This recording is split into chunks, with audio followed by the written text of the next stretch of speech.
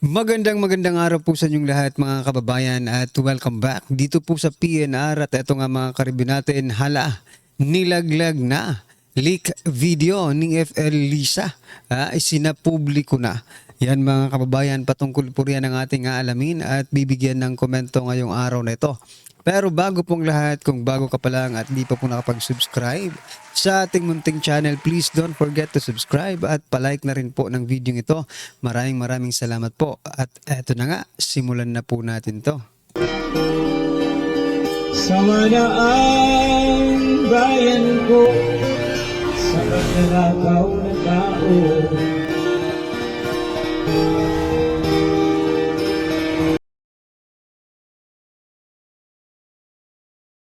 So yan mga kababayan, bago po natin muling i-play ang video ito, pasadahan po muna natin ang mga nagte-trending na mga balita dito po sa mundo ng social media at unahin na nga po natin ito. Itong post ni Atty. Rowena Guanzon, nako talaga mga kababayan, hinahanap. Itong hashtag, tingnan po natin yung hashtag. Yan o. Hashtag nasaan si Auntie Claire? Yan mga karibin natin ang naging tanong or naging hashtag, naging post ni Atty. Rowena Guanzon matapos hindi mag-ulat si PCO Claire Castro ngayong araw. Kahapon po yan mga kababayan. Ang tanong ni Atty. Rowena Guanzon, nasaan si Auntie Claire? Nako po, isa lang po ang naiisip ko kung bakit hindi. Sana po ay hindi tayo, sana po ay mali tayo sa naiisip natin, no? Kasi ang naiisip ko po, mga kababayan, kung bakit hindi po nagpakita si PCO Claire Castro ay baka tinablan na po ang kanyang makapal na mukha ng kanyang mga pagsisinungaling, di ba? Baka nahiya na. Mahiya rin pala ito sa sobrang kapal ng mukha sa kanya mga kasinungalingang sa national TV pa mga kababayan. Pero bakit kaya hindi nagpakita, no, mga karibin natin? Ano po sa palagay nyo? Tinablan na ba ng hiya ang makapal na mukha? Well, anyway, ano po ang inyong masasabi dyan? Simula ng bumulusok or sumingaw yung issue ni First Lady Lisa Araneta Marcos, mukhang may problema yata. Malaki yata ang problema ni Claire Castro, mga kababayan. No?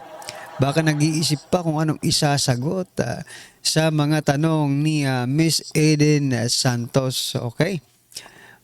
Yung ibang mainstream media, wala naman pakialam yata, no? Ito mga karibin natin, Senator Amy Marcos pinagpapaliwanag palasyo. FL Lisa, First Lady Lisa sa pagpanaw ni Paulo Tantoco. Ayan mga kababayan, nanawagan si Senadora Amy Marcos sa Malacanang na maglabas ng komprehensibong ulat kaugnay sa pagpanaw ni Paulo Tantoco at paglilinaw sa posible umanong pagkasangkot ni First Lady Lisa Marcos. Okay? Nako. Ano kaya ang masasabi dito ng palasyo? Mga kababayan, absent po si si Auntie Claire. So wala muna, hindi po ito masasagot ngayon Senator Amy Marcos. Alright? Pero abangan pa rin po natin, baka magsalita po si First Lady Lisa Araneta Marcos sa isyong kinasasangkutan niya. Alright? Bakit ba yung mga isyong kinasasangkutan ninyo ay palaging may kaugnay sa pagpupulburon? Di ba? Si PBBM, pagpupulburon rin ang isyo. Okay? Tapos ngayon, ito naman pong asawa niya ay pulburon din po ang isyo. Ano nang mangyayari sa ating bansa kung lahat kayo nagpupulburon? Kung lahat kayo ay nagpupulburon. Pero kung hindi naman, much better, okay? Ito pa mga kababayan, ano po ang inyong opinion dyan? I-comment nyo na lang. At ito, pasadahan din po natin. Ito po yung leak video. Ito po ay mula po sa Abante News Online, mga karibin natin, no? DWAR, Abante Radio. Ito po, pakinggan po natin at panoorin po natin. Ito po yung pumanaw. Ito po yung si Tantoco, mga kababayan, kumakanta. Okay? lalagyan ko sana ng music, no? Pero baka maano tayo, copyright. So anyway, lagyan na lang natin ng reaction, okay? Ito, pakinggan po natin to at bigyan po natin ng reaction. Oh, yan o. Yan po si First Lady, mga kabayan, sumasayaw. Yan po yung bago magurugor itong overdose. Yan o. Ano ang baka sabihin ni Claire Castro na wala roon si First Lady? Nandito oh. Klarong-klaro, Castro. Talagang ikaw talaga ay nagsisinungaling. Di ba? Ewan ko nga ba mga kababayan eh. Once tayong sinungalingan, okay lang. Twice, medyo okay pa. Thrice, hanggang parami ng pagsisinungaling sa'yo, hindi nyo pa rin tinatanggal si Castro. No? Kahit yung mga sinasabi niya, galit na galit kayo sa mga sinungaling sa fake news, pero si Castro, bakit nandyan pa rin? Di ba? Okay lang magsinungaling, isa, dalawa. Kahit nga isa, hindi mabuti eh. Kasi mga public servant po kayo, no? Oh. Dapat mga trustworthy kayo. Pero sa palagay niyo ba, si Yusek Claire Castro trustworthy? Gayong todo-todo po ang kanyang pag-deny. Dito po sa issue ni First Lady. Di ba? Anyway, yan po yung leaked video coming from the Abante News Online or the WAR, Abante Radio. Oh. Video ng party kasama si FL Marcos bago magurugur si Paulo Tantoco dahil sa coke overdose. Oh, yan mga kababayan, grabe. Ibig sabihin ba mga karibyo natin, alam? Nagtatanong lang tayo, alam ba nilang ganun ang ginawa ni Tantoco? Yung mga taong yan? Tanungin kaya silang lahat. No. Anyway, sa investigation po doon sa LA, yung pinakita natin kahapon coming from sino yung Sir Tiglao, no? Oh. Nandun po ang pangalan ni First Lady sa investigation. Oh. Kasama, companion ang nakaano doon companion with the victim. Okay? Ito pa mga karibyo natin, pasadahan din po natin ito. Nako. President Bongbong Marcos Jr. It's an official visit but he will be staying in the presidential guest house. So that means something. Ano kaya? Ito po ay ayon kay Secretary Teresa Lazaro ng Department of Foreign Affairs, mga kabayan, no? Kahapon po yan, alright? So magkikita po si President PBBM and US President Donald Trump. At mayroon po silang pag-uusapan na something ayon po dito kay Secretary Teresa Lazaro. Isa kaya sa kanilang pag-uusapan itong issue ni First Lady Lisa Araneta Marcos? Or isa kaya sa kanilang pag-uusapan si former President Duterte na alam naman po natin na kasangga ni President Donald Trump at parehas po silang galit sa illegal na droga. Well, anyway mga kababayan, abangan po natin kung ano po ang kanilang mapag-uusapan. But sabi po dito, that means something. Yung pagkikita po nila, may something, okay? So, alams na this, mga kababayan. Alam na this, okay? Ano kaya pag-usapan nila? Sana hindi pwede, no? Anyway, sana po maganda ang kanilang pag-usapan. Ay kakaganda ng Pilipinas. For example na lang, pag-usapan po na lang. Ito, mag-speculate lang tayo mga karibin natin. For example na lang, pag-usapan nila itong issue ni First Lady Lisa Araneta Marcos. No? Tapos, there would be a condition coming from the US government to the Philippine government. Paano kung hawakan sa liig? Okay. We will forget what happened, di ba? Kalimutan ang lahat. Pero, US ang magkukontrol sa Pilipinas. Hahawakan sa liig ang Pilipinas ng US. Di ba? Papayag kaya ang sambayan ng Pilipino na ganun ang gawin? Ha? Kasi eto mga karibin natin, for example lang naman ito. We are just speculating, no? Pag ganun po ang nangyari, it is not, no, the interest of the people yung concern mo eh. No? Your concern is personal interest. Di ba? Eh, pamilya eh. Pamilya ang inuuna mo. It's not the Filipino people. Pero sa palagay niyo po ba sa nangyayari sa ating bansa ngayon, inuuna po ba nila ang interes ng sambayan ng Pilipino? I think no. Naramdaman lang po natin na inuuna ang interes ng sambayan ng Pilipino sa panahon po ni former President Duterte. The priority is the public, the Filipino people. Pero ngayon mga karibin natin, nakikita nyo ba? Napapansin nyo ba? Inuuna ba nila ang interes ng nakakarami? Interes ng mga ordinaryong Pilipino? I think hindi mga kababayan. No? And that is only my opinion. Kung okay sa inyo, edi wala tayong magagawa. Walang problema dyan. May kanya-kanya po tayong paniniwala, pag-iisip, at hindi po natin mababago yon. At it is so-called opinion. Okay? Alright, ano pong inyong masasabi dyan mga kababayan? Comment nyo na lang. At eto, isang doktor, ito naman po isang doktor hindi naniniwala or dismayado doon po sa mga buto na nakuha sa Taal Lake. Nako, doktor na po ito SOG Boying Rimulya. Sa PCG natin, sa Philippine Coast Guard. Etong nagsasalita dito sa susunod natin ipapakita, isa po siyang doktor at dismayado siya sa ginawa ninyo. Eto, pakinggan po natin to mga kaubayan. Medyo dismayado ako doon sa unang picture. May isa yatang nirelease na picture na inilabas na apparently binuksan yung sako at nilatag yung contents sa ground. You're not supposed to do that. Actually, if what they wanted was to check what's inside, sinilip, maybe, naka-gloves ka, hawakan mo, and whatever, if you really have to. Pero ang best is, kung nagdi-disintegrate na yung sako, okay, fine. Ilagay mo sa another bag. Ilagay mo sa body bag. Dalin mo na sa morgue. Dalin mo sa lab. Sabi ko, kung sa akin yan ni-refer, ang una kong gagawin, x-ray.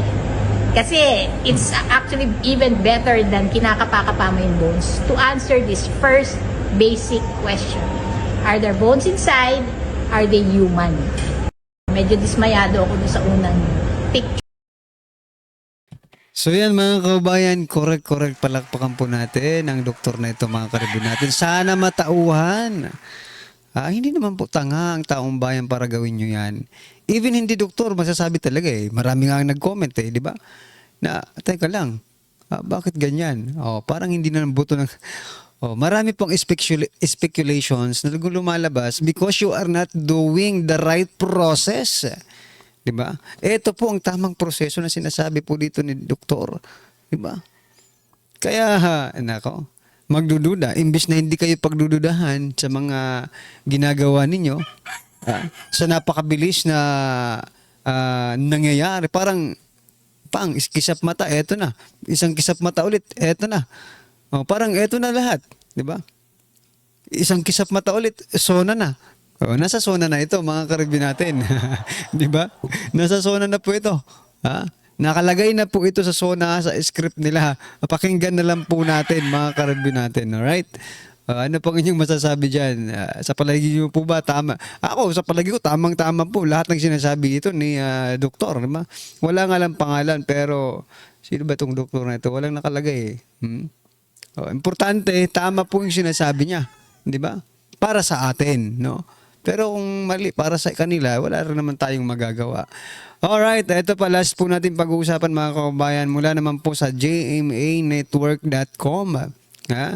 Trust rating ni Marcos sa June tumaas sa SWS survey. Rating ni BP Sara halos di nagbago. Sa pag ratings talagang pinag-uusapan, sinasabi po natin mga kababayan, saang planeta ba kayo nag-survey? Sa Mars ba kayo nag-survey? Pag ganito ang mga ratings, pag ganito ang resulta ng mga ratings, no? Isa lang pong implication yan. the Filipino people, the ordinary Filipino doesn't believe, no?